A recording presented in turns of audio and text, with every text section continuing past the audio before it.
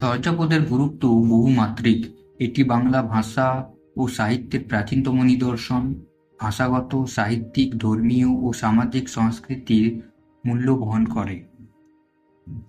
চর্যাপদের বেশ কিছু গুরুত্ব হল ভাষাগত গুরুত্ব, সাহিত্যিক গুরুত্ব, ধর্মীয় ও দার্শনিক গুরুত্ব, সামাজিক ও সাংস্কৃতিক গুরুত্ব ও ঐতিহাসিক গুরুত্ব। ভাষাগত গুরুত্ব: চর্যাপদ বাংলা ভাষার আদিতম রূপের অন্যতম দলিল। এতে প্রাচীন বাংলা, তার ব্যাকরণ ও শব্দভাণ্ডার সম্পর্কে প্রত্যক্ষ ধারণা পাওয়া যায়।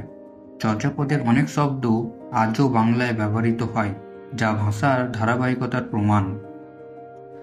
সাহিত্যিক গুরুত্ব: চর্যাপদ বাংলা সাহিত্যের প্রাচীনতম গীতিকাব্য। পদগুলিতে পয়ার, ত্রিপদী সহ বিভিন্ন ছন্দ, উপমা, রূপক, নানা অলঙ্কার ব্যবহার হয়েছে। এতে আধ্যাত্মিক সাধনা, ধর্মীয় রহস্য ও সমাজের কিছু ছবি উঠে এসেছে। ধর্মীয় ও দার্শনিক গুরুত্ব: এগুলি বৌদ্ধ ধর্মের সহজান ও তান্ত্রিক মতবাদের গূঢ় সাধনা নিয়ে রচিত, যেখানে সাংকেতিক ভাষায় সাধনা তত্ত্ব ফুটে উঠেছে। এতে তৎকালীন ধর্মীয় বহু দিক ও জীবন ভাবনা ফুটে দেয়।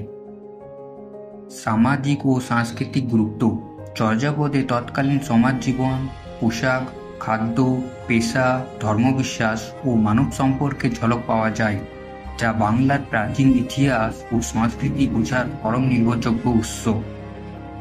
লাস্টে হচ্ছে ঐতিহাসিক গুরুত্ব। চর্যাপদের আবিষ্কারের ফলে বাংলা ভাষার শেকড়, সাহিত্যিক উত্তরাধিকার ও সভ্যতার পরিচয় মেলে। আগে যেগুলিকে বাংলা সাহিত্যের প্রাচীন নিদর্শন বলে মনে করা হতো, যেমন গোরক্ষ বিজয়, সেগুলির চেয়েও বলা হয় পুরনো ও বিশুদ্ধ দলিল হিসেবে চর্যাপদ আজ প্রতিষ্ঠিত। চর্যাপদ শুধুমাত্র সাহিত্য নয়, এটি ভাষা, ধর্ম, সমাজ ও সংস্কৃতির ক্ষেত্রেও ঐতিহাসিক সম্পদ, যার গুরুত্ব বাংলা জাতিসত্তার বিকাশে অপরিসীম।